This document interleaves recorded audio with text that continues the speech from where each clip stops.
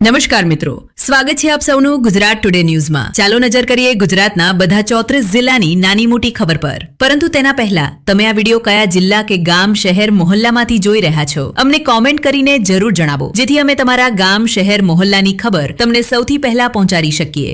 ખબરોની શરૂઆત કરતા પહેલા એક રિક્વેસ્ટ છે કે તમે આ વિડીયોને લાઇક કરી દો, કારણ કે જ્યારે તમે વિડીયો લાઇક કરો છો ત્યારે જ યુટ્યુબ અને લોકોને આ વિડીયો બતાવે છે। તેથી અમારા માટે તમારો એક લાઇક ખૂબ જ જરૂરી છે। રાજકોટમાં ભાજપ સંગઠનમાં દિવંગત વિજય રૂપાણીની પત્ની અંજલિ રૂપાણીને નગર કાર્યકારિણીમાં સ્થાન આપવામાં આવ્યું છે। નગર અધ્યક્ષે નગર કાર્યકારિણીની જાહેરાત કરી, જેમાં અંજલિ રૂપાણીનું નામ સામેલ છે। ઉપરાંત વિજય રૂપાણીના ખાનગી મિત્ર નીતિન ભારદ્વાજનું નામ પણ વિશેષ આમંત્રિતોની યાદીમાં સામેલ કરવામાં આવ્યું છે। નગર કાર્યકારિણીમાં 18 વોર્ડ પ્રભારી અને 70 કાર્યકારિણી સભ્યોના નામોની પણ જાહેરાત કરવામાં આવી છે। ગુજરાતમાં લૂ ફરી પાછી આવી છે। હવામાન વિભાગના અનુમાન મુજબ રાજ્યમાં લૂનો પ્રકોપ ચાલુ છે। આજે ગુજરાતમાં સૌથી વધુ તાપમાન રાજકોટમાં 42 ડિગ્રી સેલ્સિયસ નોંધાયું છે, જે સામાન્ય તાપમાનથી 7.7 ડિગ્રી સેલ્સિયસ વધુ છે। અમદાવાદ, વડોદરા, ડીસા અને ભુજમાં પારો 41 ડિગ્રી સેલ્સિયસને પાર પહોંચી ગયો છે। આજે 12 માર્ચે અમદાવાદમાં તાપમાન 41.4 ડિગ્રી, અમરેલીમાં 40.3 ડિગ્રી, વડોદરામાં 41 ડિગ્રી, ભાવનગરમાં 39.6 ડિગ્રી, ભુજમાં 41 ડિગ્રી, ડીસામાં 41 ડિગ્રી, ગાંધીનગરમાં 40.8 ડિગ્રી, રાજકોટમાં 42 ડિગ્રી અને સુરતમાં 40.2 ડિગ્રી નોંધાયું। ગાંધીનગરના દેગામમાં પશુપાલકોમાં આક્રોશ છે। મદર ડેરીએ કાલથી દૂધ લેવાનું બંધ કરી દીધું છે। 15,000 પશુપાલકોની આજીવિકા જોખમમાં છે। પશુપાલકો ન્યાય માટે રજિસ્ટ્રાર કચેરી પહોંચ્યા છે। પશુપાલકો છેલ્લા 4 મહિનાથી દૂધ ભરાવી રહ્યા હતા। આ અચાનક નિર્ણયથી પશુપાલકોનો ધંધો ચોપટ થઈ જશે। કેન્દ્ર સરકારે સૌર પાર્ક અને અલ્ટ્રા મેગા સૌર ઉર્જા યોજનાઓના વિકાસ યોજના હેઠળ 28 ફેબ્રુઆરી 2026 સુધી કુલ 54 સૌર પાર્કોને મંજૂરી આપી છે। તેમાં 7 સૌર પાર્ક ગુજરાતમાં સ્થિત છે। આ યોજના હેઠળ મંજૂર થયેલી વીજ ઉત્પાદન ક્ષમતા 12,150 મેગાવોટ સાથે ગુજરાત રાજ્ય પ્રથમ સ્થાને છે। આ માહિતી કેન્દ્રીય નવીન અને નવીનીકરણીય ઉર્જા અને વિદ્યુત રાજ્યમંત્રી શ્રીપાલ યેસો નાઇક એ રાજ્યસભામાં સાંસદ પરિમલ નથવાણીના એક પ્રશ્નના જવાબમાં આપી। સુરત નગર નિગમ કચેરીનું નામ બદલાઈ ગયું છે। નગરપાલિકા કચેરીનું નામ બદલાવીને તાપી ભવન રાખવામાં આવ્યું છે। નગરપાલિકા કચેરી આસપાસના વિસ્તારનું નામ પણ બદલવામાં આવ્યું છે। મુગલ સરાય વિસ્તારનું નામ બદલાવીને તલાવીને તાપીપુરા રાખવામાં આવ્યું છે। એસએમસી કચેરીને હવે તાપીપુરા વિસ્તાર તરીકે ઓળખવામાં આવશે। છેલ્લા સામાન્ય સભામાં ઐતિહાસિક 1888 નિર્ણય લેવામાં આવ્યો હતો। અમરેલી જિલ્લાના રાજુલા પોલીસે બેંગલુરુમાં સફળ અભિયાન ચલાવી આરોપી બાબુ કટારિયાને ધરપકડ કરી છે, જે છેલ્લા 19 વર્ષથી ફરાર હતો। આરોપી લાંબા સમયથી કાયદાથી બચવા માટે વારંવાર પોતાનો મોબાઈલ નંબર બદલતો હતો અને અલગ-અલગ વિસ્તારોમાં ભાગતો હતો, પરંતુ રાજુલા પોલીસ ટેકનિકલ માહિતીના આધારે બેંગલુરુ પહોંચી અને તેને પકડી લીધો। વરિષ્ઠ અધિકારીઓએ આ સફળ અભિયાન માટે રાજુલા પોલીસ ટીમને અભિનંદન આપ્યા અને તેમના કાર્યની પ્રશંસા કરી।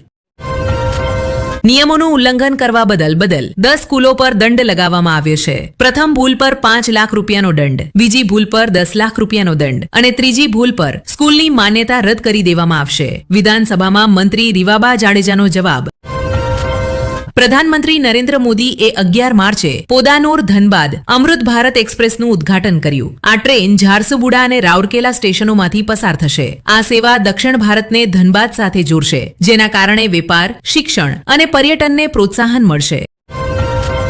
ગુજરાતના 3 શહેરોમાં ફરી એકવાર બોમ્બથી ઉડાવવાની ધમકીઓ મળી છે। રાજકોટ શહેરમાં પાસપોર્ટ કચેરીને બોમ્બથી ઉડાવવાની ધમકી મળ્યા પછી પોલીસ વ્યવસ્થા હલચલમાં આવી ગઈ છે। અજાણ્યા વ્યક્તિ દ્વારા ઈમેલ મારફતે પાસપોર્ટ કચેરીને બોમ્બથી ઉડાવવાની ધમકી આપ્યા પછી સુરક્ષા એજન્સીઓ સતર્ક થઈ ગઈ છે। ઉપરાંત વડોદરાના વાઘોડિયા સ્થિત એક ખાનગી યુનિવર્સિટીને પણ બોમ્બથી ઉડાવવાની ધમકી મળી છે। સુરત પાસપોર્ટ કચેરીને પણ ધમકીભર્યો ઈમેલ મળ્યો છે। અરવિંદ કેજરીવાલ એ ગાંધીનગરમાં પરિવર્તન લાવો, ખેડૂત બચાવો યાત્રા રેલી કરી। તેમણે ભાજપ અને કોંગ્રેસ પર ભ્રષ્ટાચાર, ગુંડાગીરી અને ભાઈ ભત્રીજાવાદના આરોપ લગાવ્યા। કેજરીવાલે ગુજરાતમાં જનતાની સરકાર બનાવવાની, ભ્રષ્ટાચાર ખતમ કરવાની અને ખેડૂત તથા યુવાઓના પ્રશ્નો ઉકેલવાની અપીલ કરી। તેમણે દિલ્હી, પંજાબ મોડેલનો ઉલ્લેખ કરતા વ્યવસ્થા પરિવર્તનનું વચન આપ્યું અને કહ્યું કે ગુજરાતને લૂંટનારાઓને જેલમાં મોકલવામાં આવશે। મધ્ય પૂર્વમાં ચાલુ યુદ્ધે ખૂબ જ ખતરનાક સ્વરૂપ ધારણ કર્યું છે. 28 ફેબ્રુઆરીએ અયાતુલ્લા અલી ખામેનેઈના અવસાન સાથે શરૂ થયેલા આ યુદ્ધનો આજે 11મો દિવસ છે. આજે પણ આ યુદ્ધ દિવસે ને દિવસે વધતું જ જઈ રહ્યું છે. અમેરિકા અને ઇઝરાયેલના હુમલાઓ પછી ઈરાને પણ મધ્ય પૂર્વમાં પોતાની જવાબી કાર્યવાહી તેજ કરી છે. આ યુદ્ધનો સમગ્ર દેશમાં ગેસ સપ્લાય પર ઊંડો અસર પડ્યો છે. તેથી ગુજરાતના ઘણા વિસ્તારોમાં નુકસાનની આશંકાઓ. હવામાન વિભાગે આજે અમદાવાદમાં ઓરેન્જ એલર્ટ જાહેર કર્યું છે. શહેરમાં તાપમાન 41 ડિગ્રી સેલ્સિયસ સુધી પહોંચવાની સંભાવના છે. રાજ્યમાં પણ તાપમાન 41 ડિગ્રી સેલ્સિયસ રહેવાની શક્યતા છે. રાજ્યના 10 જિલ્લાઓમાં ઓરેન્જ હીટ એલર્ટ જાહેર કરવામાં આવ્યું છે. કચ્છ, બનાસકાંઠા, પાટણ, મોરબી, સુરેન્દ્રનગર, રાજકોટ અને જૂનાગઢમાં ઓરેન્જ હીટ એલર્ટ જાહેર કરવામાં આવ્યું છે. જ્યારે મહેસાણા, સાબરકાંઠા, ખેડા, આનંદ, વડોદરા, ભરૂચ, સુરત, ભાવનગર, બોટાદ, અમરેલી, ગીર સોમનાથ અને દીવમાં યેલો એલર્ટ જાહેર કરવામાં આવ્યું છે. હવામાન વિભાગના જણાવ્યા મુજબ રાજ્યમાં રાત્રે પણ ગરમી રહેશે. ઉત્તર પૂર્વ દિશાથી આવતી ગરમ હવાઓને કારણે રાજ્યમાં ગરમી વધી રહી છે. ખાડી દેશોમાં ચાલી રહેલા યુદ્ધનો અસર હવે બનાસકાંઠાના ખેડૂતો પર પણ જોવા મળી રહ્યો છે. બનાસકાંઠાથી ખાડી દેશોમાં મોટી માત્રામાં બટાટાનું નિકાસ થાય છે. પરંતુ યુદ્ધના કારણે આ નિકાસ બંધ થઈ ગયું છે, જેના કારણે બટાટાની કિંમતોમાં ભારે ઘટાડો થયો છે. હાલ સ્થિતિ એવી છે કે ખેડૂતોને બટાટાની કિંમત પણ મળતી નથી. કિંમતોમાં ઘટાડાને કારણે ખેડૂતોને 1 મણ બટાટા માટે માત્ર 100 રૂપિયા મળી રહ્યા છે, જે ગયા વર્ષની કિંમતોના અડધાથી પણ ઓછું છે. ગયા વર્ષે આ જ મન બટાટા માટે 300 રૂપિયા મળતા હતા. યોગ્ય ભાવ ન મળતા ખેડૂતો અને વેપારીઓની મુશ્કેલીઓ વધુ વધી ગઈ છે. અરવિંદ કેજરીવાલ એ ગુજરાતમાં ભાજપના 30 વર્ષના શાસન પર હુમલો કર્યો. ભ્રષ્ટાચાર, પેપર લીક અને નબળી આધારિક સુવિધાઓના આરોપ લગાવ્યા. તેમણે જનતાને પોતાની સરકાર બનાવવાની અને ઝાડુ ચલાવવાની અપીલ કરી. સુરતમાં એક ટ્રાન્સજેન્ડર દ્વારા અનુસૂચિત જનજાતિની બસમાં આતંક મચાવવાની ઘટના સામે આવી છે. બસ રાજપીપળાથી સુરત જઈ રહી હતી. આ બસમાં એક ચોકથી એક ટ્રાન્સજેન્ડર ચડી ગયો. તેણે બસમાં બેઠેલા મુસાફરો પાસેથી પૈસા માંગ્યા. કંડક્ટરે તેને બસની એક બાજુ બેસાડી દીધો અને 112 પર કોલ કર્યો. ટ્રાન્સજેન્ડરે એક વૃદ્ધ વ્યક્તિ સાથે હાથાપાઈ કરી. તમામ મુસાફરોને બસ સહિત પોલીસ સ્ટેશન લઈ જવામાં આવ્યા. મુસાફરોએ પોલીસ સ્ટેશનમાં ટ્રાન્સજેન્ડર વિરુદ્ધ ફરિયાદ નોંધાવી.